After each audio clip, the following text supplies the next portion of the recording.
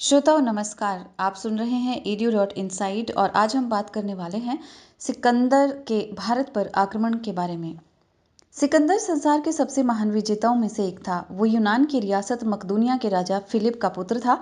उसका जन्म 356 ईसा पूर्व में हुआ और आरंभ से ही उसे उच्च शिक्षा दी गई थी। अपने समय का सबसे प्रसिद्ध विद्वान अरस्तु उसका गुरु था।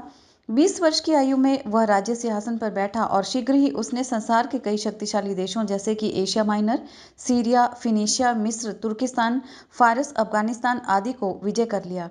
सिकंदर सबसे पहला योद्धा था जिसने संसार को जीतने का साहस किया था और एक बड़े भूखंड को जीता।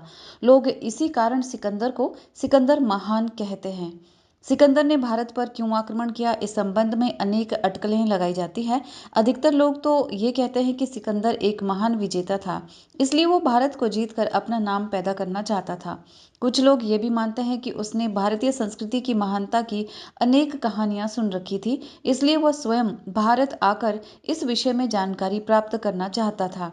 326 ईसा पूर्व में सिकंदर ने भारत को जीतने के लिए कूच किया। सबसे पहले सिंधु पार के लड़ाकू कबीलों ने सिकंदर का सामना किया, परंतु हार खाई और वे हजारों की संख्या में मारे गए। इसके पश्चात सिकंदर ने ओहिंद के स्थान पर नावों का पुल बनाकर सिंधु नदी को पार किया और तब वह तक्षशिला की ओर बढ़ा। तक्षशिला के राजा आम्बी ने लड़ने के स्थान पर सिकंदर का बड़ा स्वागत किया और इस प्रकार वे दोनों एक दूसरे के मित्र बन गए। ये सब कुछ उसने इसलिए किया ताकि वो अपने पड़ोसी राज्य पोरस को नीचा दिखा सके। सिकंदर का पोरस से युद्ध। कुछ दिन तक्षशिला में विश्राम करने के पश्चात सिकंदर आगे बढ़ा और उसने झेलम और चिनाब के मध्यवर्ती प्रदेश के राजा पोरस को अधीनता स्वीकार करने के लिए संदेश भेजा, परंतु पोरस ने अधीनता स्वीकार करने से इनकार कर दिया। करा के मैदान में घमासान युद्ध हुआ। पोरस अपनी पूरी शक्ति से लड़ा, परंतु विजय सिकंदर की ही हुई। पोरस अंतिम समय तक लड़ता रहा और अंत में बुरी तरह से घायल होकर पकड़ा गया। सिकंदर पोरस की बहादुरी और साहस से इतना प्रभावित हुआ कि उसने पोरस का जीता हुआ राज्य उसे वापस लौटा दिया। कहा जाता है कि इस विजय और मित्रता के स्मारक के रूप में इस स्थान पर दो नगरों बुसेफला और निकाइया की नींव रखी गई थी। सिकंदर का ब्यास नदी तक बढ़ना।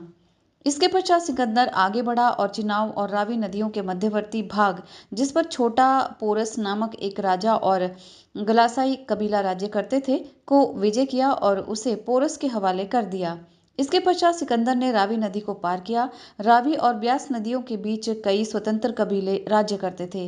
इन कबीलों में से कठोई कबीले ने विशेषकर सिकंदर का मुकाबला बड़ी बहादुरी से किया। सिकंदर भारत में लगभग 19 महीनों तक रहा, जिसके दौरान वह हमेशा लड़ाई में ही लगा रहा। उसे अपने जीते हुए भूभाग को सुव्यवस्थित करने का शायद ही मौका मिला।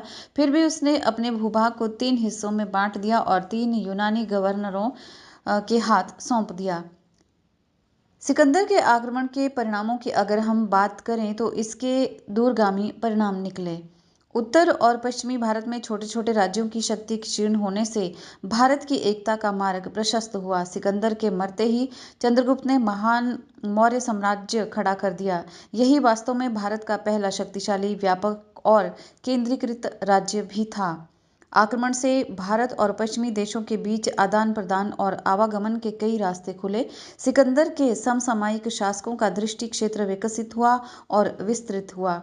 संचार, व्यापार एवं समुद्री यात्रा के नए रास्ते प्रचलित हुए। भारत के इतिहास पर आक्रमण ने खास प्रभाव नहीं छोड़ा। उसे महान सैनिक सहायता भी नहीं कहा जा सकता, क्योंकि सिकंदर का पाला छोटी छोटी रियासतों से पड़ा था और विशाल नंद साम्राज्य उसकी पहुंच से कहीं दूर अछूता बचा हुआ था। यूनानी इतिहासकारों ने उसकी वापसी का कारण सैनिकों की अनिच्छा को बताया है, लेकिन एक प्राचीन यूनानी इतिहासकार ने यह भी लिखा है कि वे नंद साम्राज्य की शक्ति से डर गए थे। सीधे परिणाम अधिक नहीं हुए। उनकी मृत्यु के 1 साल बाद ही विजित राज्य फिर स्वतंत्र हो गए।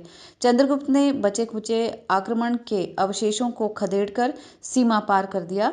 सांस्कृतिक परिणाम भी कोई नहीं हुए, किंतु यह भारतीय इतिहास की एक निश्चित तिथि को रेखांकित करने का स्रोत जरूर उपलब्ध करवाता है। धन्यवाद। आज बस इतना ही।